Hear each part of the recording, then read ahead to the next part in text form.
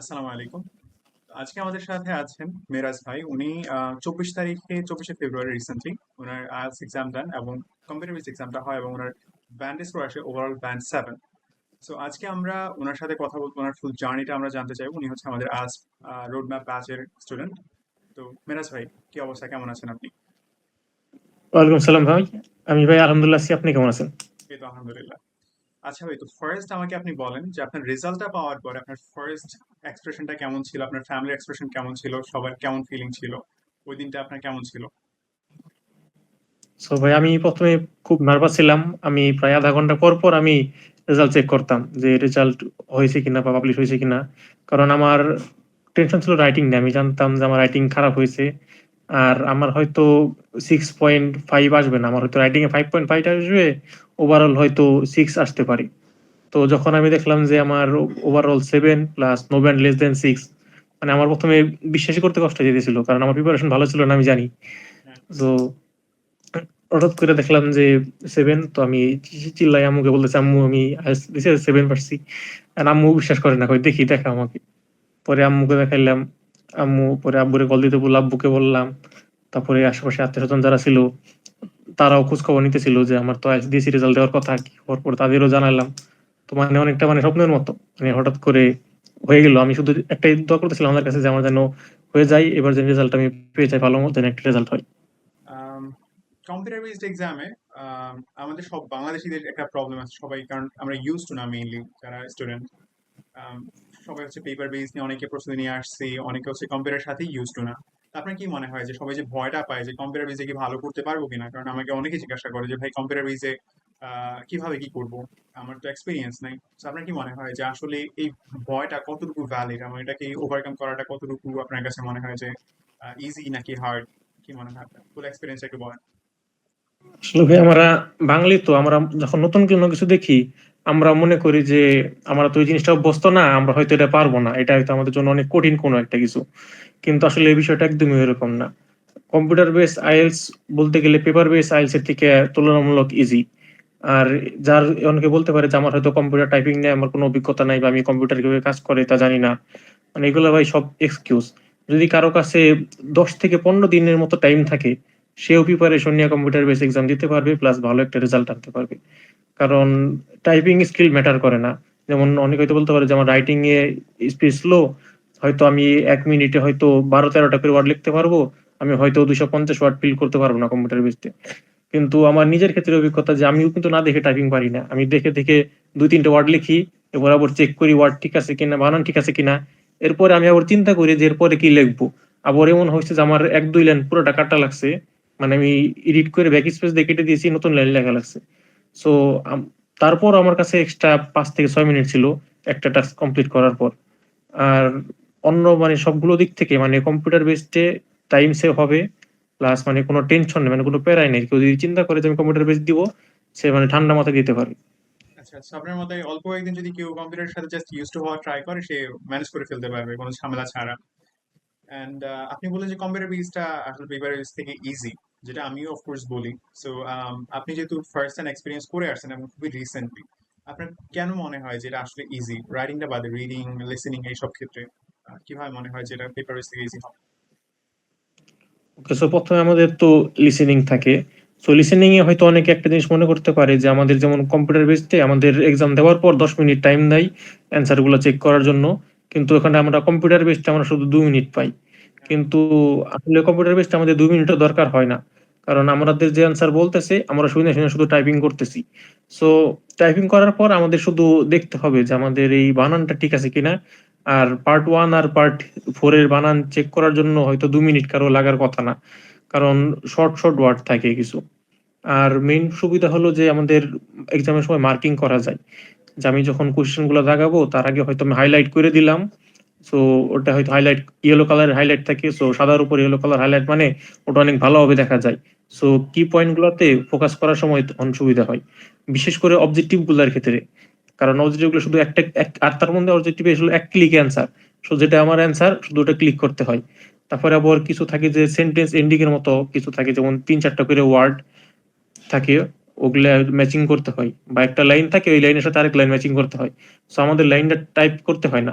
শুধু ওই লাইনটা ড্র্যাগ এন্ড ড্রপ শুধু আমি শূন্যস্থানে বসাই দিব। আচ্ছা আচ্ছা। মানে আমার আমার লিখতে মানে কিছুই করতে হইতেছে না, আমার শুধু মাউসে ক্লিক করতেছি আর হয়তো কিবোর্ডে কয়েকটা বাটন চাপ দিতেছি, এটা ছাড়া আর কোনো কাহিনী নাই। সো আর এরপরে আসলে আমাদের রিডিং সেকশন। সো রিডিং সেকশনেও সেম সুবিধা। আমরা যখন একটা সাদা স্ক্রিনের মধ্যে থাকি, এরপরে যখন আমরা হাইলাইট করি ইয়েলো কালার দিয়ে, তো ওটা তো চোখে পড়তে, সবসময় চোখে পড়তেছে যে আমার এখানে এখানে হাইলাইট করা।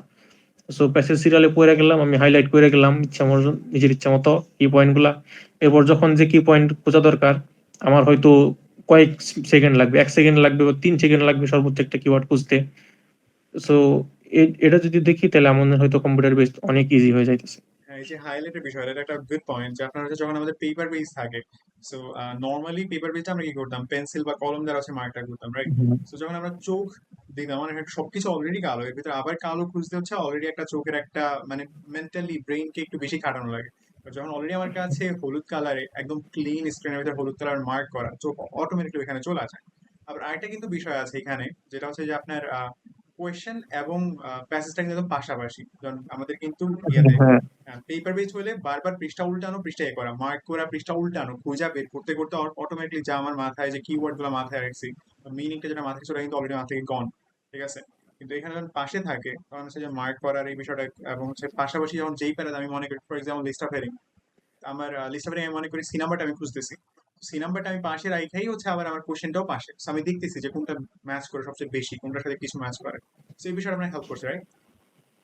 হ্যাঁ, এটা অনেক হেল্প করে। বিশেষ করে মানে list of heading or MCQ, এমনকি যদি আমি যে ফিল ইন দ্য গ্যাপস ধরি, সো আমার কাছে ফিল ইন দ্য গ্যাপস এক পাশে আছে আর আমার এই পাশে হলো প্যাসেজ আছে। সো আমি প্যাসেজ পড়তেছি, হঠাৎ করে একটা ওয়ার্ড পেলাম, পাশেরটা ম্যাচ করলাম, কিওয়ার্ড মিলছে, আমি অ্যান্সার পেয়ে গেছি, বসাই দিলাম।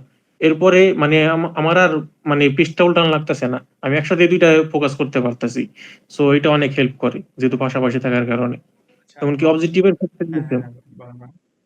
অবজেক্টিভের ক্ষেত্রে পজিটিভের ক্ষেত্রেও সেম, যেমন আমি অপশনগুলো দেখতেছি, আমার হয়তো কিওয়ার্ড অনেকগুলো খেয়াল নেই, কারণ একটা কোশ্চেন তার উপর আবার 4টা 5টা করে লাইন, তো সবগুলা ম্যাচ করে আমার মাথায় হয়তো মনে থাকে না, কিন্তু পাশাপাশি দেখতেছি। সো এটা তাড়াতাড়ি ক্যাচ করা থাকে, মানে তাড়াতাড়ি ক্যাচ করা যায়। সো এটা এই দিক থেকেও সুবিধা। আর আরেকটা বিষয় হচ্ছে আপনার কপি পেস্টের ব্যাপারটা কি? কপি করা যায়, পেস্ট করা যায়? হ্যাঁ, কপি পেস্ট করা যায়। আমি যে রিডিং এর যে অ্যান্সার গুলো দিছি, আমি একটাও কিন্তু নিজে টাইপিং করে দিই নাই, বিশেষ করে ফিল ইন দা গ্যাপস এর। কারণ নিজে টাইপিং করে দিলে বানান ভুল হওয়ার একটা সম্ভাবনা থাকে। কিন্তু অনেক সময় মানে কিছু অ্যান্সার তো মানে যেহেতু আমাদের feel in the capture answer গুলো পাই সেমই থাকে, খুব বেশি ডিফারেন্স হয় না, মানে খুব রেয়ারলি হয় এরকম কোশ্চেন আছে যে চেঞ্জ হয়। সো ধরেন একটা অ্যান্সার আছে যে লাভ এন্ড বিউটি, সো আমি ওইটাকে শুধু সিলেক্ট করে কপি করে পেস্ট করে দিলাম, এমনকি কপি করার সাথে সাথে ওটা মার্কিংও করে দিলাম আমি, তাতে পরেও আমি খুঁজতে পারি। সো একসাথে আমার দুই কাজ হয়ে যাইতেছে, প্লাস আমার বানান ভুল হওয়ারও কোনো সম্ভাবনা নাই, প্লাস টাইম সেভ হইতেছে আমার। সো হ্যাঁ, এটা করা যায়। এটা গুড পয়েন্ট। লিসেনিং এর ক্ষেত্রে এই কাজটা করা যায় যদি পসিবল হয়, যদি কোথা থেকে মানে মার্ক কপি করা হ্যাঁ, যায়। সো আপনি তো হচ্ছে আমাদের ব্যাচে লাস্ট ব্যাচে ছিলেন। So, আমার যে ব্যাচটা আলস রোড ম্যাপের, এটা আপনার কতটুকু হেল্প করছে আমার কাছে যে আপনার স্টাডিটা ছিল আপনার মতে? সো আমার আইএলটিএস এর জার্নি শুরুই আপনাদের সাথে। সো আমি বলবো যে আমার হয়তো মিনিমাম 70% হেল্প আমার আপনার কোর্স থেকে মানে আসছে। তো রিডিং আমার সব থেকে বেশি প্রবলেম ছিল। সো তাই আমি চিন্তা করছিলাম, মানে আমার একটা কথা আছে না যে ইট দা ফ্রগ ফার্স্ট, মানে সবগুলো ভালো খাবারের মাঝে একটা ফ্রগ দিছে, এখন কোনটা খেতে মানে খাবো। তো সবার আগে খারাপটা খেয়ে এরপর ভালোগুলা খাওয়া ধরলাম। তো আমার রিডিং আমি এই কাজই করা ধরছিলাম যে আপনি ভিডিওগুলো দেখলাম, তো আপনি বললেন যে রিডিং এ প্রথমে লাইন ধরে ধরে বোঝার জন্য, মানে সবগুলা কিওয়ার্ড বা ওয়ার্ড না বুঝে একটা লাইন বোঝার পরে ওটার মিনিং বের করার জন্য। আর আরেকটা ঠিক খুব আমার মানে এটা আমার সব থেকে বেশি হেল্প করছে, মানে বলতে বাধ্য, যে আপনি বলছিলেন যে লিস্ট অফ হেডিং ধরলে শুধু লিস্ট অফ হেডিং শেষ করবা এরকম না। ধরো প্রথমে 1 নম্বরের অ্যান্সার হয়তো লিস্ট অফ হেডিং আসছে, কিওয়ার্ড সাথে মিলছে, ওটা দিলা। এরপরে 2 এর অ্যান্সার হয়তো আমার কোনো ফিল ইন দা ব্ল্যাঙ্কস অথবা ট্রু ফলস এর সাথে মিললো, সো 2 নাম্বার লাইনে আমি ট্রু ফলস অ্যান্সার করলাম। সো মানে আমি প্রথম থেকে শুরু করব আমি প্যাসেজের, এরপরে শুরু থেকে ধীরে ধীরে ম্যাচ করতে করতে যাবো যে কোনটার সাথে কিওয়ার্ড মিলে কোন কোশ্চেনের সাথে। সো এমনি করে দেখা গেল যে আমার 1 থেকে 13 নাম্বার আমার যে সলভ করছে আমার মেইন এক্সামে, আমার 10 কি 12 মিনিট লাগছে আমার একটা প্যাসেজ সলভ করতে। সো এটা মানে হিউজ একটা টাইম সেভ হয়েছে, কারণ আমার প্রথম প্যাসেজে যদি 20-22 মিনিট চলে যায়, তাহলে কিন্তু প্যাসেজ 3 তে অনেক হার্ড থাকে, টাইম পাওয়া যায় না। সো এই মেথডটা ইউজ করে আমার প্যাসেজ 1-এ হয়তো 12 মিনিটের মতো লাগছে, আর প্যাসেজ টুতে হয়তো 20 মিনিট লাগছে। সো আমি বাকি যে টাইম গুলো ছিল 28 মিনিটের মতো, এইটা আমি প্যাসেজ থ্রিতে দিতে পারছি। সো মানে এই মেথডটা সব থেকে বেশি হেল্পফুল ছিল আমার কাছে, যদি আমি ধরি। আর লিসেনিং এ আমার মোটামুটি বেসিক ভালো ছিল, কারণ ইংলিশ শুনতে পারতাম ভালো। কিন্তু আপনি বলছিলেন যে পডকাস্ট শোনার জন্য রেগুলার, আর আর্টিকেল পড়ার জন্য। সো ওইগুলো করে আমার লিসেনিং স্কিল ভালো হয়েছে। সাথে আরেকটা কাজ হয়েছে যে আমাদের যেমন অনেক সময় আইডিয়া জেনারেট করা লাগে, হুম। যেমন রাইটিং বা স্পিকিং এর সময়। সো আমি বিভিন্ন নোবেল কিছু পড়ছি, তারপরে বিভিন্ন স্টোরি পড়ছি, আর কিছু জিনিস পড়ছিলাম যেমন এই যে হেলথ রিলেটেড কিছু বলছিলেন যে হেলথ রিলেটেড, তারপরে সায়েন্স রিলেটেড কিছু পড়ার জন্য। হুম। সো ওগুলো করে আমার মানে লাইটিং এর আইডিয়াটা একটু জেনারেট হয়েছে। সো এটাও নোট আউট করে রাখা ভালো, কেউ যদি মানে আইডিয়া খুঁজে না পায়, নির্দিষ্ট কিছু টপিক নিয়ে পড়া ভালো, যাতে পরে আইডিয়া জেনারেট করতে পারে। আর টাস্ক টু এর জন্য আমি একটা কথা বলবো যে আমার কিছু মানে আমার তো আইএলটিএস তো উল্টাপাল্টা প্রশ্ন করে না। আইএলটিএস হয় হেলথ রিলেটেড অথবা সোশিয়াল রিলেটেড, হুম। তারপরে যেমন যে ট্রাফিক জ্যাম অথবা মানে এই রিলেটেড কিছুই থাকে। আমি হয়তো একটা লিস্ট বানাইছি, দেখে আমি বলতেছি, যেমন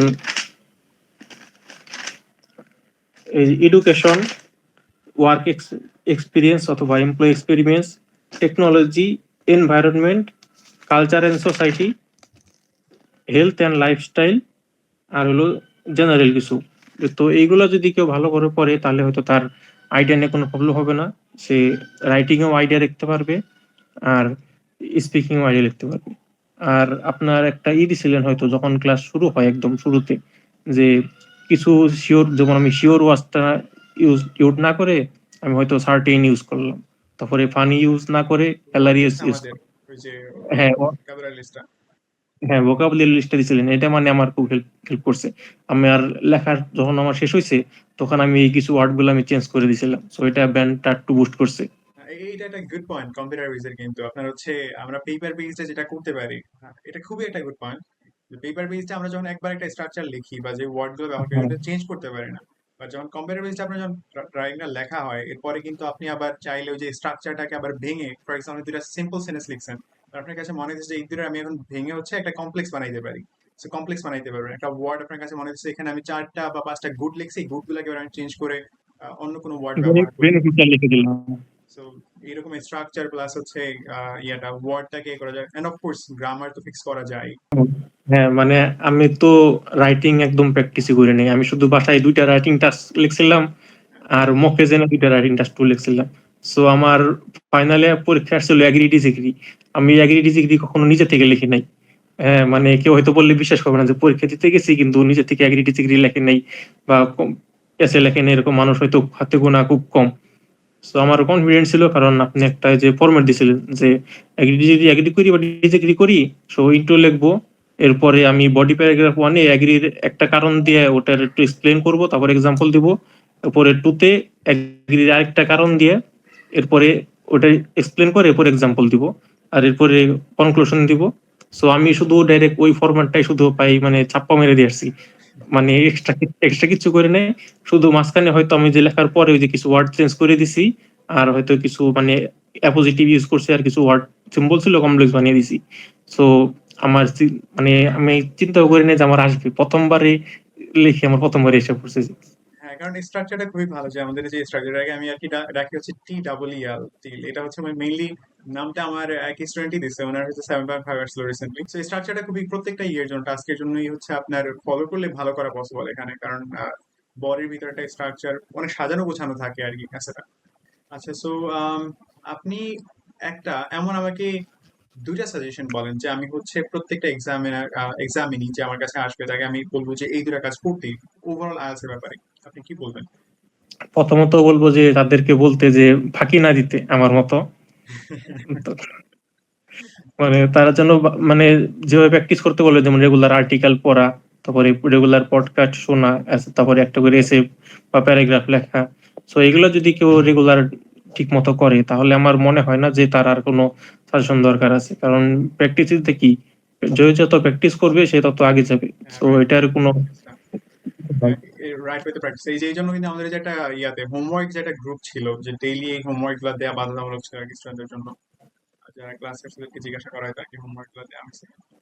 বেসটা আর কি, মেইনলি বেসটা আপনি যদি কাজ করেন এটা আসলে আপনার হেল্প করবেই এর জন্য। বাট আসলে মেইনলি আপনি যদি ওই যে অনেকে ইউটিউবে দেখা যায় শর্টকাট দেখায় যে এটার পরে এটাই হবে এটাই হবে, শর্টকাট দেখায় আসলে শর্টকাট ফলো করে আসলে এরকম বেনিফিট হয় না। শুধু শুধু কয়েকবার এক্সাম দেওয়ার পরে হচ্ছে তারপরে রিয়েলাইজেশন আসে যে আমার দ্বারা পসিবল না। But আসলে মেইন ব্যাপারটা হচ্ছে অ্যাপ্রোচটা থাকে যে রং। সেটা রাইট অ্যাপ্রোচ প্লাস হচ্ছে আপনার কন্টিনিউয়াস একটা প্র্যাকটিস, একটা ইয়ে আর কি, খুবই ইম্পর্টেন্ট। এই যে আমার কাছে খাতা আছে, আমার এই যে খাতা, এই খাতায় অর্ধেক পেজ ভরে আমার শুধু টিক্স এন্ড ট্রিক্সই লেখা আছে, কিন্তু আসলে রিয়েল এক্সামে ট্রিক্স এত মাথায়ও থাকে না, হ্যাঁ, আর ট্রিক্স খাটানোর মতো টাইমও থাকে না যে আমার এতগুলো পুরো পেজ পড়তে হবে, এরপর আমি কই ট্রিক্স খাটাবো, এরপরে কই অ্যান্সার করবো। যদি কারো আশা থাকে যে আমার হয়তো 5.5 বা টাইনে টুইনে হয়তো 6 পাইলেও হবে, তাহলে হয়তো ও কোনো একটা হেল্প করতে পারে, কিন্তু মেইন এক্সামে যায় না, পরে হয়তো ধরা খেয়ে যাবে। যদি সে সেন্টেন্সই না বুঝে, লাইনই না বুঝে, হ্যাঁ, তাহলে সে ট্রিক্সটা ইউজ করবে। এক্স্যাক্টলি। সো এই যে এই জন্য হচ্ছে অনেক ইউটিউবে থাকে যে হচ্ছে আপনি বাটের পরে আপনার আনসারটা থাকবেই, বা হচ্ছে এই একটা ট্রিক। কারণ ব্যাপারটা হচ্ছে কি আপনাকে এমন একটা ক্যাম্পাস থেকে দেখায় যেখানে হচ্ছে আপনার এটা অ্যাপ্লাই করতেছে। So আপনার আসলে মেইনলি আপনার বেস নিয়ে কাজ করাটা সবচেয়ে বেশি ইম্পর্টেন্ট। এই জন্য কিন্তু আমার এই যে ব্যাচের ভিতরে আমি সবচেয়ে বেশি বেসের ফোকাস, অনেকগুলো অ্যাপ্রোচ এখানে অ্যাড করা, যে কিভাবে আপনি বেসটাকে ইমপ্রুভ করতে পারবেন, কোন অ্যাপ্রোচে সবচেয়ে দ্রুত রিডিং রাইটিং লিসনিং সবগুলোকে একসাথে ইমপ্রুভ করা যায়। আচ্ছা, তো আপনি মেইনলি আমাদের যে কোর্সটা আইএলটিএস রোড ম্যাপের, আপনি ওটা কতটুকু সাজেস্ট করবেন যে আপনি আপনার যারা ভিউয়ার এদেরকে? তো আমার তো প্রথমে বেসিক আমার হয়তো মোটামুটি কিছু ছিল, কিন্তু আমার গ্রামাটিক্যাল অনেক মিস্টেক ছিল। আর আমি আইস তো মানে শুধু নর্মাল ইংলিশ না, যে আইস মূলত ইংলিশ টেস্টও না পুরোপুরি বলা যায়। আইএস হলো একটা মানে সাইকোলজিক্যাল টেস্ট, মানে একটা সাইকোলজিক্যাল ওয়ারফেয়ার, যে ওনার চিন্তা করে যে উনি ইংলিশ পারে, প্লাস উনি টাফ সিচুয়েশন কিভাবে হ্যান্ডেল করে, উনি হাইপার হয়ে যায় কিনা, মানে সবকিছু ডিসাইড করে। তো আমার এত কিছু তো আমি কিছুই জানতাম না এত ব্যাপারে। আমি শুধু মনে করতাম যে আমি ইংলিশ বলতে পারি, ইংলিশ লিখতে পারি, পরীক্ষায় লিখি, আমার হয়তো এক্সাম দিলেই 7-8 চলে আসবে। কিন্তু কোর্স করতে যেয়ে তারপরে আপনি যখন বললেন ক্যামব্রিজ গুলো সলভ করা ধরলাম আমি, তখন বুঝলাম যে আমি তো কিছুই নাই আমার। তো তখন শুরু করলাম আপনাদের কোর্স গুলা। তো ধীরে ধীরে বুঝতে শিখলাম যে কোন কোশ্চেন টাইপ কি, কিভাবে আইএস প্রিপারেশন নিতে হবে, কিভাবে মানে বিল্ড আপ করতে হবে শুরু থেকে। সো আমি বলবো যে আমার হয়তো মিনিমাম 70% হেল্প আমার আপনার কোর্স থেকে মানে আসছে, কারণ আমি তো নিজে প্র্যাকটিস করি নাই, তো নিজের কোনো কিছু পয়েন্ট দিতে পারলাম না। যা যা করছেন ভাই আপনারাই। সো আমি সাজেস্ট করব এটা। ধন্যবাদ ভাই, ধন্যবাদ। আসলে হচ্ছে আমাদের এখানে আমরা ট্রাই করি আর কি যে আমি তো নিজে so, মানে আমি নিজে তো কোচিং ছাড়া হচ্ছে নিজে প্র্যাকটিস করছি। So, আমি আসলে জানি যে বিষয়টা আসলে কোনভাবে কিভাবে কাজ করে। এন্ড হচ্ছে একটা বিগিনার একটা ছেলে বা হচ্ছে যার একটা ভালো ভালো লেভেল, তাদের ব্রেনটা, আমাদের বাঙালিদের ব্রেনটা কাজ করেছে, আমরা ট্রিক খুঁজতে যাই খুঁজতে চাই। So, আমি একটু ডিফারেন্ট অ্যাপ্রোচ না ট্রাই করি যে আসলে স্কিলটা ইমপ্রুভ করি। স্কিলটা ইমপ্রুভ করলে আছে ভালো করতে পারে আসলে যে কোনো কোশ্চেন টাইপই আসুক, কঠিন আসুক সহজ আসুক, ভালো করা পসিবল আর কি বিষয়টা। আচ্ছা, আমি একটা কথা মনে আসলো আমার এর মধ্যে, মানে আমি যে রিডিং এ আমার একটা জিনিস খুব আমার হেল্প করছিল, ওইটা হলো মানে ওই যে অ্যাপোজিটিভ। যে যখন মানে অ্যাপোজিটিভ মানে কি, যেমন কমার পরে যে থাকে যে মানে বাকিগুলা এক্সপ্লেন করে, এক্সট্রা যে কারো ইনফরমেশন নাম দেয়। থাকলো, হ্যাঁ, নাম থাকলে উপরে এক্সটেন্ড ইনফরমেশন দিল। সো এগুলো যদি স্কিপ করা যায় তাহলে হয়তো অনেক টাইম সেভ হয়। হ্যাঁ, হ্যাঁ, এমনকি এটা স্পেসিফিকলি আমি অনেকবার দেখেছি ক্লাসের ভিতরে যে অ্যাপোজিশন আসছে, এটা কোনো হ্যাঁ, দরকার নেই, টোটালি অ্যাভয়েড করো। বাট মাঝে মধ্যে দরকার হয়, কোথায় দরকার কোথায়। এমন কিন্তু আপনার রাইটিং এ ওটাকে এটা আপনার হেল্প করে যদি আপনি একটা অ্যাপোজিশন বসাইতে পারেন, কারণ এটা হাই লেভেল একটা গ্রামার, বাট খুবই ইজি।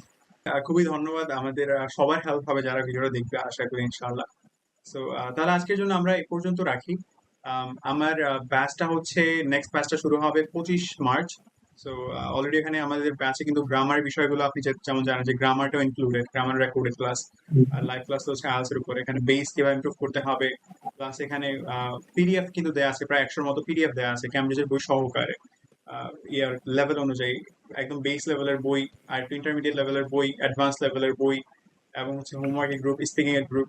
সো যারা হচ্ছে ইন্টারেস্টেড তারা আমার সাথে যোগাযোগ করতে পারেন, আমি নিচে হচ্ছে ডেসক্রিপশনে নাম্বার এবং হচ্ছে হ্যাঁ টেলিগ্রাম এবং হোয়াটসঅ্যাপ নাম্বারটা দিয়ে রাখবো।